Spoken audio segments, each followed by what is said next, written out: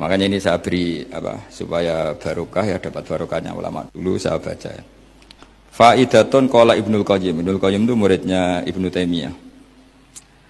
Ta'ammal khitabal Qur'an tajid malikan lahu al-mulku kulluh wa lahu alhamdu kulluh. Azimmatul umuri kulliha biyadi wa masdaruha minhu wa mawriduha ilaihi. Mustawiyan alal arsy la takhfa alaihi khafiyah. Min aqtari mamlakatihi aliman bima fi nufusi abidihi muttali'an ala asrarihim wa alaniyatihim munfaridun bitadbiril malakah yasma'u wa yara wa yu'ti wa yamna wa yusibu wa yu'aqib wa yukrim. Jadi begini maksudnya, khitab itu otoritas dari minal a'la ilal adna, dari yang lebih kuat ke yang lebih bawah, itu namanya khitab.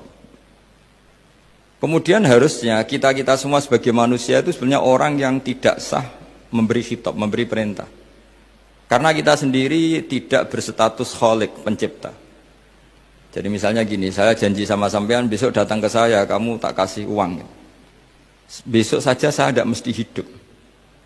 Jadi janji itu sudah salah, besok saja saya tidak mesti hidup. Kalaupun hidup saja uang saya terbakar atau dicuri orang. Maka di sini dibutuhkan otoritasi khitab, harus diberikan zat yang punya otoritas penuh, yaitu zat yang nggak akan mati, yang nggak akan lumpuh, yang nggak akan mengalami satu gangguan sosial. Sebab itu dalam pandangan ulama tafsir itu punya akibat, saya ulang lagi, punya akibat bahwa hanya Allah yang berhak memberi khitab. Sehingga saking kerennya Allah itu bisa khitabun lil makdum. Ini di sini nanti ada contohnya. Sesuatu yang enggak ada kemudian Allah bilang kun menjadi ada. Sehingga Allah itu enggak bisa dibantah, enggak bisa ditentang karena bisa apa saja. Karena asbabul qudrah adalah al-khalqu. Kalau dalam ilmu tafsir, kalau sampean dalam ilmu manusia kan gini, sebabnya melihat itu mata. Kalau dalam ilmu tafsir enggak, yang bisa menjadikan Anda melihat itu menciptakan. Saya ulang lagi ya, jadi kalau dalam ilmu tafsir asbabur ru'yah itu al-khalqu, bukan al-basar. Kalau kamu melihat karena mata, berarti setelah jauh tidak bisa melihat. Atau setelah tertutupi tidak bisa melihat. Tapi kalau kamu mengetahuinya karena menciptakan, maka kapan saja bisa melihat. Misalnya gini, saya punya emas 1 gram, kecil sekali 1 gram. Saya tanam di dalam Monas, kedalamannya 1 meter. Mbok saya sudah di Jogja, saya tetap tahu bahwa di Monas kedalaman 1 meter ada emas 1 gram. Kenapa? Karena saya yang menciptakan, yang mengatur itu semua. Sehingga setelah saya di Jogja, setelah saya di mana-mana tahu bahwa di Monas itu ada emas 1 gram dalam kedalaman 1 meter. Sehingga Allah ketika mengatakan, saya ini zat yang super tahu. Itu kata Allah gimana? Ala ya'lamu man kholako. Ala ya'lamu ono to orang ngerti sapa man wong zat kholako kang gawe sapa man. Masa orang yang menciptakan kemudian tidak tahu? Jadi awal tahu itu karena menciptakan. Tapi kita ini sudah lama jadi bodoh karena kita tahunya pakai mata. Sehingga kita mengatakan bagaimana orang buta bisa tahu wong dia buta. Kalau dia yang menciptakan tetap tahu. Tadi misalnya orang buta di kamar mandinya masang paku atau masang apa. Dia tahu kalau di kamar mandi saya ada paku. Kenapa kok tahu? Karena yang masang saya. Nah, ini penting saya utarakan supaya nanti itu gampang analisis ayat-ayat berikutnya. Otoritas itu, otoritas khitab itu harus diciptakan dulu. Nah, baru setelah punya otoritas, saya ulang lagi, baru punya hak khitab. Nah sekarang enggak, para raja, para presiden, para dosen, para kiai itu sering melancarkan khitab, sementara dia enggak menguasai apa yang akan terjadi. Makanya Allah mengkritik kabura maktan indawohi antakulu ma la tafalun. Itu salah besar ketika kamu seakan-akan memegang otoritas pada sesuatu yang sebenarnya kamu itu enggak pernah melakukan, enggak pernah ikut menciptakan. Misalnya, jong kowe nak nurut aku sebenarnya mesti uripmu kepenak. Otoritas itu dari siapa coba? Urip kepenak ya di luar wilayah kita, kehidupan besok juga di luar wilayah kita. Sampai Sampai kita kalau mau ke kuburan itu panduannya Nabi gimana kalau berdoa? Apa? Assalamualaikum daraqaumim mu'minin wa inna insyaallahu bikum lahikun. Salam untuk kalian semua dan kita insya Allah suatu saat akan bertemu, insya Allah. Padahal mati itu adalah satu tapi kalau yang di kuburan itu orang mukmin, kita tidak ketemu lagi sama mereka jika kita mati kafir, karena nanti tempatnya beda. Yang satu alamatnya surga, yang satu alamatnya neraka. Maka kata ulama, kata insya Allah di situ adalah kita masih berharap mati dengan status yang sama, sehingga bisa ketemu. Jadi itu artinya gini, di selain Allah itu bilang janji, bilang khitab itu nggak sah. Dulu Kanjeng Nabi Muhammad SAW itu saking yakinnya setiap problem itu ada malaikat Jibril datang, saking yakinnya. Suatu saat ada orang Yahudi tanya, Muhammad kalau kamu Nabi betul, beritahu kami tentang Dzulqarnain, beritahu kami tentang Ruh, beritahu kami tentang Luqman Al-Hakim. Nabi karena reputasi hariannya dipandu Jibril bilang, ya sudah besok datang lagi ke sini tak jawab. Ternyata Jibril nggak datang, padahal semua ditunggu lama nggak datang sampai utusan. Padahal yang tanya orang Yahudi yang sukanya bully Nabi, lama nggak datang. Lama-lama protes, Jibril ini gimana? Saya dalam keadaan tertekan malah tidak datang. Datang Jibril dengan tanda kutip nyalahkan. Yaitu ada ayat wala taqulanna li syai'in inni fa'ilun dzalika ghadan illa ayasya. Jangan katakan besok bisa melakukan sesuatu tanpa mensandarkan itu semua kepada kekuasaannya Allah Subhanahu wa taala. Akhirnya semenjak itu Nabi mensyariatkan kalau kamu janji harus mengatakan insya Allah.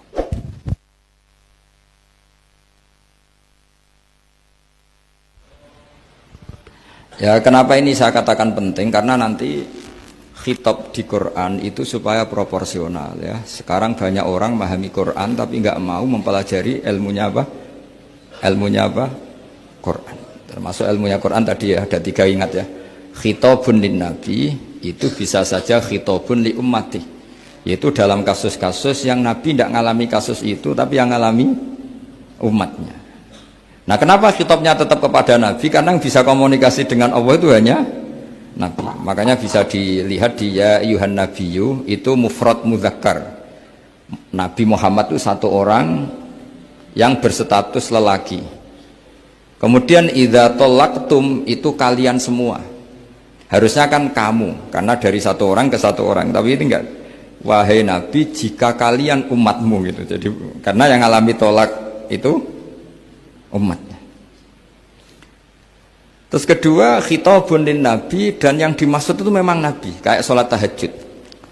Sholat tahajud itu sholat yang memang untuk nabi. Karena tahajud yang menjadikan punya hak syafaat itu hanya nabi. Sehingga ngendikane ulama, nabi itu wajib tahajud, tapi kalau umatnya hanya sunat tahajud. Jadi nabi itu termasuk ya kelebihannya sekaligus bebannya wajib apa? Tahajud. Tapi bagi umatnya sunat. Kenapa? Karena Nabi ingin sekali punya hak syafaat. Kemudian sama Allah diberi instruksi, diberi syarat wa minal laili fatahajjat bihi nafilatal lak asa ayyab'atsaka rabbuka maqama mahmuda. Muhammad kalau malam kamu harus tahajud supaya kamu nanti diberi hak syafaat. Itu kalau umatnya tahajud nggak boleh sampai diteruskan ayat-ayat sa'ayat asukah karena kamu tidak punya hak syafaat. Disyafaati saja tidak mesti. tapi Nabi harus tahajud supaya punya hak apa? Dan perlu dicatat syafaat itu hadisnya sahih semua, di Bukhari ada, di Muslim ada. Cuma orang berlebihan cara menolak syafaat atau mengimani syafaat. Ada yang berlebihan ngimani sampai tidak pernah ngamal baik, mentang-mentang nanti dapat syafaatnya Kanjeng Nabi. Ada yang nggak percaya syafaat. Itu ya kebablasan juga, padahal itu ada di hadis sahih semua cerita syafaat. Itu khitabun nabi dan yang dimaksud memang nabi. Sehingga umatnya tidak wajib tahajud tapi nabi wajib tahajud. Terus ketiga, khitabun lin nabi sekaligus khitabun li ummati. Itu yang dimaksud di hadis Arba'in Nawawiyah, Wa inna wa ta'ala amaral mursalin bima amaral bil mu'minin, atau dibalik amaral mu'minin bima amaral bil mursalin, dibolak-balik sama. Yaitu para nabi ya dikhitabi memakan sesuatu yang thayyibat, para orang mukmin juga kena khitab memakan sesuatu yang apa? Thayyibat. Ini sama. Jadi ya ini ada tiga berarti ya, khitabun lin nabi, tapi yang dimaksud umatnya. Khitabun lin nabi yang dimaksud adalah nabi saja. Terus ketiga, khitabun lin nabi yang dimaksud plus umatnya. Nah, kajian seperti ini penting. Karena kesalahan Khawarij. Khawarij itu satu kelompok ekstrim yang tidak mengikuti Sayyidina Ali, juga gak mengikuti Sayyidina Muawiyah. Tidak mengikuti Ali, juga gak mengikuti Muawiyah. Disebut Khawarij. Khawarij itu jamaknya Kharijah. Dia keluar dari pikiran ala Sayyidina Ali, juga keluar pikiran dari Muawiyah. Di sini disebut dia khurud. Khurud dari kata Khawarij. Serba keluar, dia tidak mengikuti sana, tidak mengikuti sini. Akhirnya disebut Khawarij. Nah, Khawarij itu orang yang berpikir sesuai kritik yang dilakukan Quran. Tapi mereka lupa bahwa yang punya otoritas kritik itu Allah. Karena yang kalau boleh sama-sama terganggu, kerajaannya itu hanya Allah. Gini saya beri contoh ya. Yang punya hak ketika sepeda motor saya kamu pakai, yang punya hak menentukan itu gasap apa pinjam itu saya apa orang lain? Saya. Ketika yang pakai gak pamit itu teman akrab saya atau anak saya atau orang yang saya ridhoi, itu namanya gasap apa pinjam gak pamit? Ya udah, ini harus jelas. Tadi pagi saya ngaji direktorat, saya bilang di fikih itu ada istilah ulima ridhohu. Sesuatu tidak pamit formal tapi sudah diketahui ridhonya. Makanya di fikih ada bab namanya mu'atoh. Tadi pagi saya terangkan ya. Di perdebatan fikih itu ada bab namanya apa? Mu'atoh. Mu'atoh dari kata ato yu'ati, mu'atotan, saling transaksi yang non verbal tapi maklum. Ya seperti kalau kamu marung itu contohnya. Kalau kamu marung di kantin terus makan gedang goreng, itu nyuri apa beli? Coba jawab saja. Kalau dikatakan beli kamu belum bayar. Kalau dikatakan nyuri terang-terangan. Coba kalau mbak-mbak milih mana? Itu nyuri apa beli? Kalau beli belum bayar. Kalau nyuri kok terang-terangan ya. Enggak nyuri apa beli?